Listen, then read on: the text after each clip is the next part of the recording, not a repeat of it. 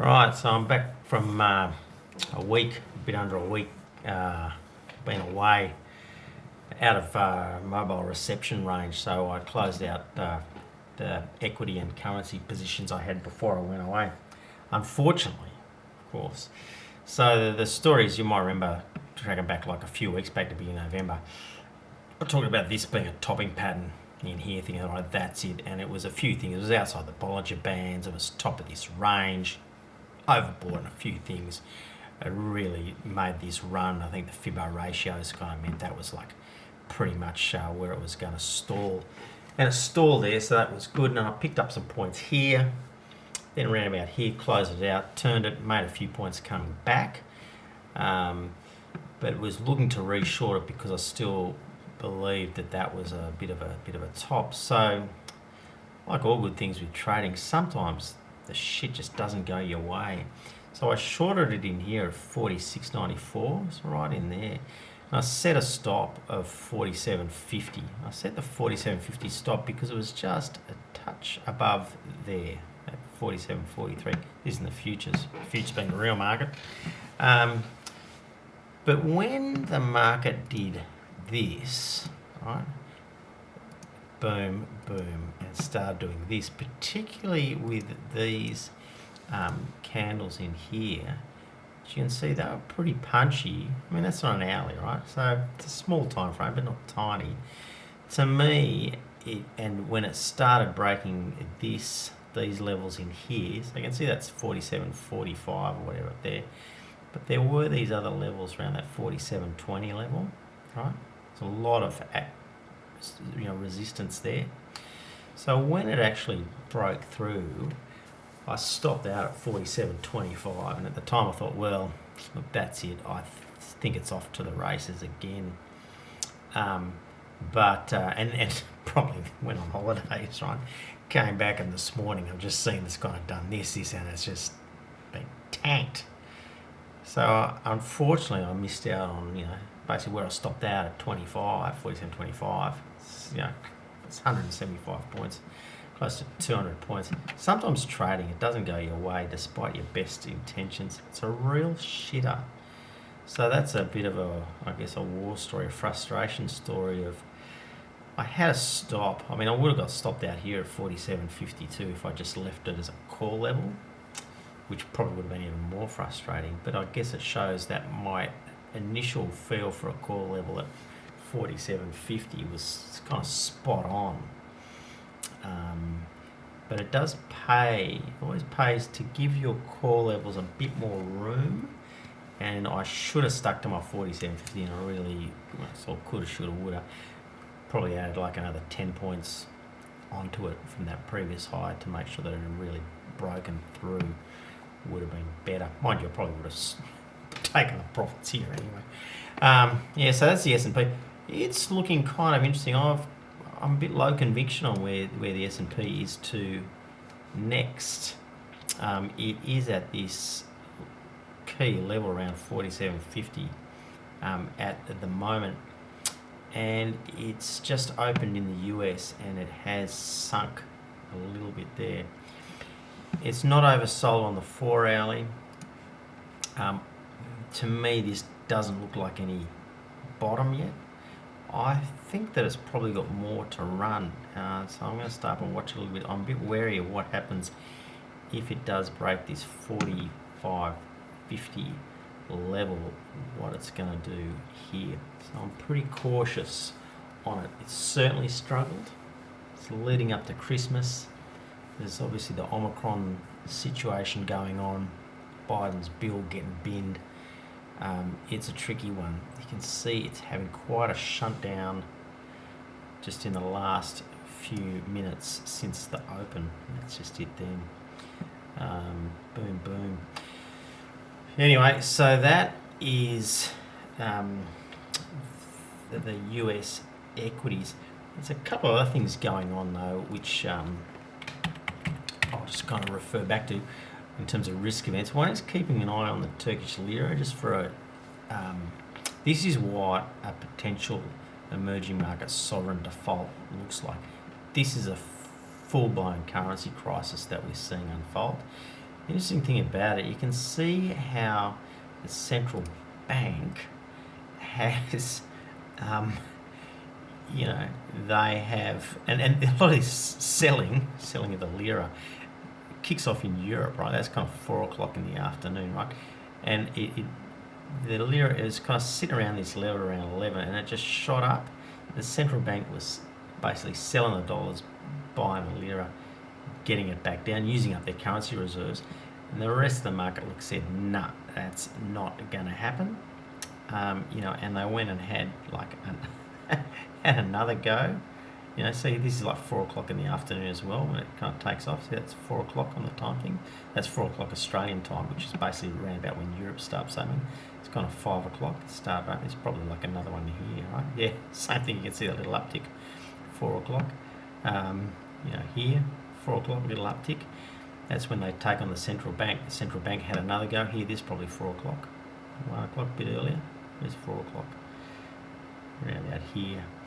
Yeah, not soon after. That's still in the Europe time zone. Kicked up. Central bank was holding its line here. In here, again, 4 o'clock. Look at that. Right, 4 or 5 o'clock Australian time. Again, Europe opens. They have another go. Central bank fights back. Right, holds it for a little bit longer. Look at this. 4 o'clock the next day. So here we go. We've got 4 o'clock here. We've got like a 4 o'clock there, 4 o'clock, 5 o'clock. We've got, that's like 2 o'clock, that's kind of the middle of the night. Some of these, that's probably 4 o'clock. 5 o'clock in the afternoon. I mean, you can see it, right? It's 5 o'clock in the afternoon. These things. If 4 o'clock, 5 o'clock in the afternoon, you can see it's down, the time zone's down here, right? At the bottom of the screen, in case you can't see. Central bank, you know, they can't hold it at, you know, they fought it back here. They couldn't hold it here. This is probably 4 o'clock. Yeah, 4 o'clock. I've been watching it every day. This is kind of what happens. It's like a daily ritual, right? Where the European banks, they look at that 4 o'clock as well. You know, it just opens and it just tanks like day after day after day, right? Here, 4 o'clock, boom. So this is the routine. This is what a currency crisis looks like, and it's kind of moved again today at 4 o'clock. Last few hours. It's on the move. Turkey's running out of dollar reserves. When they run out of dollar reserves, they can't pay the coupons on their bonds. They've got to try and refinance.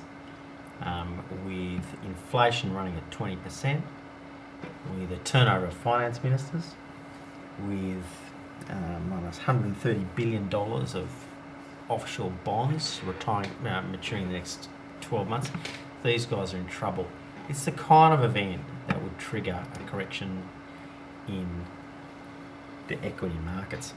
Anyway, so that's the US equity market. That's my Wall Street. Now the Turkish lira, I can't trade this because I can't see the liquidity in the futures of it. So I've been sitting on the sidelines, which has been very frustrating. I don't know whether that's just because my broker doesn't have the access, or I'm not looking in the right place, or whether there's not been a market being made in it, or whether you can't short the lira. I can't buy dollars, sell lira, because no one's willing to take the other side of the trade. You know, and the expense in terms of shorting the lira, the borrowing costs kills you. Don't know. But anyway, unfortunately, I can't access it. I used to run an emerging markets business, a global business. This is the kind of stuff that'd be all over. We had clients in Turkey. They'd probably get margin called in dollars and would be really struggling to get their hands on the dollars. That's one of the problems that happens. That triggers a banking crisis, because you get the banks which have got repo financing. So they're borrowing dollars, they're using sovereign bonds as collateral. The sovereign bonds start tanking because of the potential sovereign risk. You've got to get a margin called in US dollars, and for them to buy their US dollars, they've got to buy them instead of buying the dollars back here at 9, right? They've got to buy them at 17, right? And they are screwed, and that triggers a banking crisis, which flows into the sovereign. Keep an eye on Turkey. Hang on, something a bit different. Bitcoin. I think this is another thing that at the moment is looking pretty fragile. This little pattern here isn't looking so healthy to me. That and this. you know, that doesn't look good. I'd be pretty concerned about that. I said I don't trade this thing. The intrinsic value is 0, right? The only reason it's worth something is because there's someone in the queue behind the person who's buying it who thinks there's someone in turn in the queue behind them.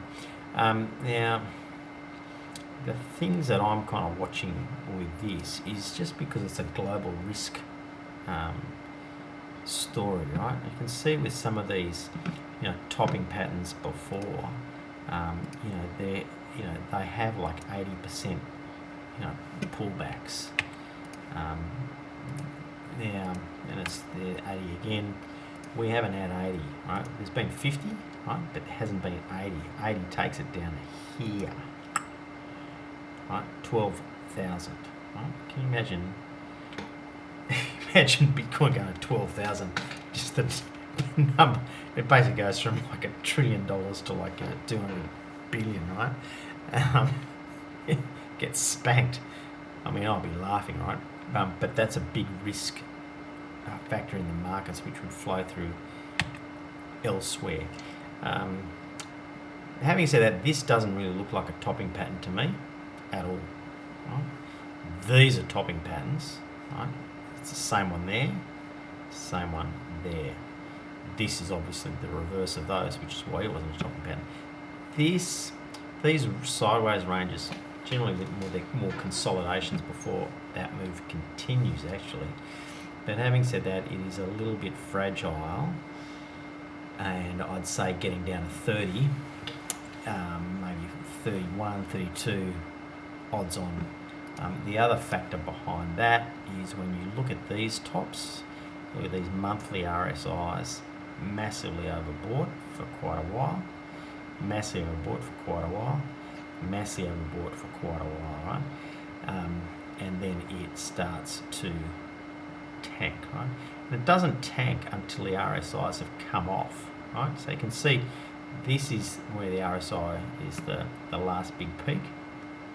It doesn't tank until actually quite a bit after, right? So that's where the market kind of peaked. It came down. It didn't really tank until after that. Well, I guess it kind of had half a move down and it finished the other half off. So this one, you can see this very slight negative divergence here where this is slightly higher price and much weaker momentum. That's a warning sign. The rest of them not so convinced, but I do have my eye on that just for the risk on it. The last thing I'm just going to look at, gold. Before I go to the Nasdaq, gold. I'm going to short gold. Kind of fed up with waiting for the bonds to move. I'm just waiting for a good entry point in that where it is at the moment. It's kind of middle of this range. If it gets up to 1820, that's where I'll definitely lob something out. At the moment, I think it would be just not quite patient. I think it would be a bit premature. I need to be a little bit more patient. There is a bit of a case for something going on in here. So maybe a bit more of a squeeze, and it could have a run up, maybe like 1830 again. But I'll be looking to short it if it gets into this 1820, 1830 range. As you might have seen before, I think what's going on with this pattern here, these lower lows in here, it's the same as what I pointed out in Bitcoin just a moment ago. The same as what happened here. We had a big run up, these lower highs coming down against the horizontal, and it tanks. A run up, lower highs coming against a horizontal support, and then it's going to tank. That's what I think is going to happen. Now in the Nasdaq, that's the other risk thing which I've got an eye on. And if we go out onto the weekly, this is the last 10, 12 years, and you can see how this is on a log scale, right? If you don't understand log versus linear scales, you shouldn't be Go and Google it. Very important difference. So you can see there's a breakout of this range out here. When we go back, the last time we saw something like that was .com. I'll just change the line and make it a bit clearer. Where there was this a parallel kind of range. This can be drawn in a number of ways, right? You could draw it down here, like that. That'd be another case to draw it. Takes in more points, I guess. This one, you kind of ignore some of the noise in there. Either way you draw it, right, there is a big blow off top that happened in .com, right? And there's a big blow off top that's been happening today. Now, coincidentally, on the S&P PE ratios, the historic ones, we are at levels not seen since the .com days.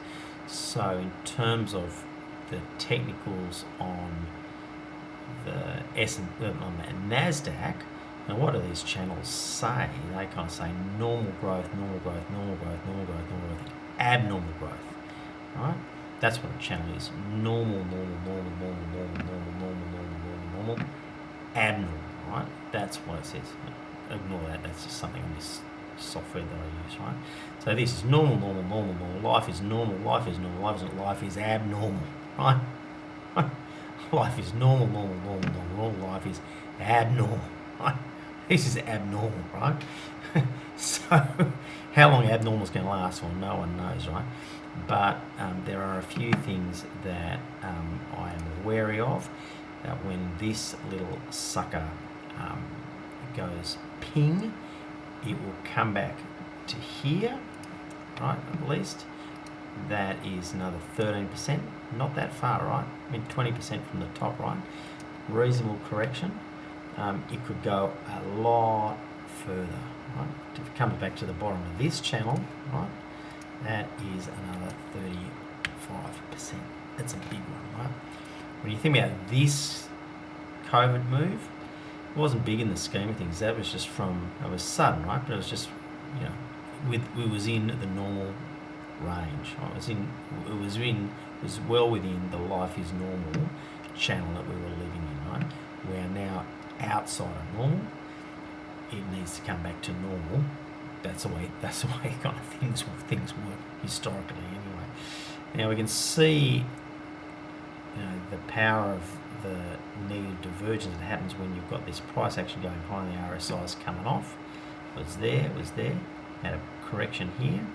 On the back of this one, we had that correction obviously. Here we've got a little one going on here, right there, and obviously had a correction. As far as where it could come back to very easily here.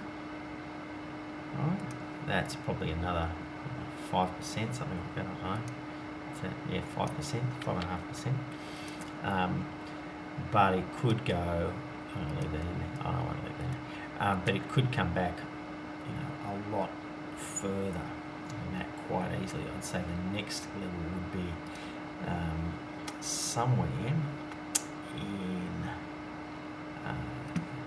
it'd be somewhere like in here, right?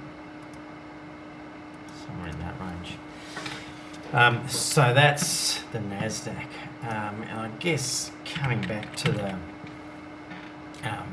S&P, when we look at it on a weekly basis, and again a log scale, we are still really at a precarious point, right? So this is going back 10 years, right? Ping, ping, ping, ping, ping. And we were right on that point there. That's what I was calling that top, several weeks ago. And it was those things, Bollinger's, this line, obviously this kind of trend line, RSIs, all kinds of things, and that has certainly come to fruition. Again, the problem for me was I made some money on it, but here stopped myself out at the wrong time because going on holidays, and missed a couple of 100 points. It's not over, but I'm still on the sidelines waiting to reset. Chasing trends like this, it's a dangerous game. Patience is a real virtue in trading. It's frustrating when you miss the bus. I missed this bus. As you can probably tell, I'm pretty pissed about it. But there always are other buses, and you're better off waiting for another bus rather than running down the road trying to catch the one that you woulda, coulda, shoulda. Anyway, so that's pretty much it. Just the last look at the Aussie Deliro, which I was out of. I made a few points, on this one, like just on this little bouncing here. As you can see, it's just sitting between this 70, basically 71, 72, sitting around there. It's a bit in no man's land. And you can see why it's stuck there, right? That was a big support here. And this again was a big support point here. So it's shot through. I did take my money off the table there, which was great. Really, it is a bit of no man's land. It's coming off like an oversold on the dailies. The last time it hit, struggled around. You can see here once it struggled around this level, it bounced around, shot through, came back, and it went whooshka, up 10 cents. Here, it's going to have trouble breaking through to the downside. I don't think the Australian economy is really in such a crappy situation that warrants like a 6 handle on the currency. So I think it's probably like a bit of a buy on the dips as it comes back kind of scenario. That'll be easier, I think, than trying to fade the rallies, as they say. Fading rallies and buying dips is a pain in the ass. But anyway, we'll see what happens there. So basically, I'm still short on my bonds. I don't have any equity futures on, don't have any currency futures on at the moment. I'm just waiting for a few good signals here. These are the bonds. It's still trending. Still trending, favourably, being short.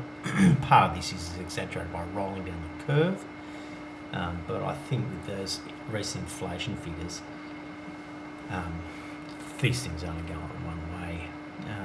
The best trades that I have are the bottom crawl ones, where you put it on, where you've got deep enough pockets that you don't need to worry about getting stopped out, and you can just sit there and wait for them to come good over time. Those kind of positions, they're the ones that are maybe hundreds of thousands of dollars over the long term.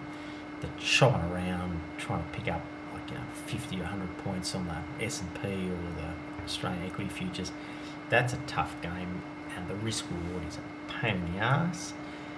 These ones are compelling values, right? It was the same when the Aussie was at 80 cents. That was a compelling short. When it hit 70, that was a compelling time for me to square up. Not necessarily a compelling time to go long, but certainly compelling to take that cash. I think after the bonds, the next most compelling thing that I see at the moment is gold. I just think that these levels, it's tricky, right? Because inflation is a bit of a crazy beast, and we do live in uncertain times, but we always live in uncertain times, right? Let's face it, right? We always live in uncertain times. So that's why I resort to looking at history, technical analysis, to try and give some comfort. We don't know what's going to happen with this, but this after the bonds, this is probably my next most high conviction trade, which is a sell. Anyway, that's it. Hope you have a good one. Ciao.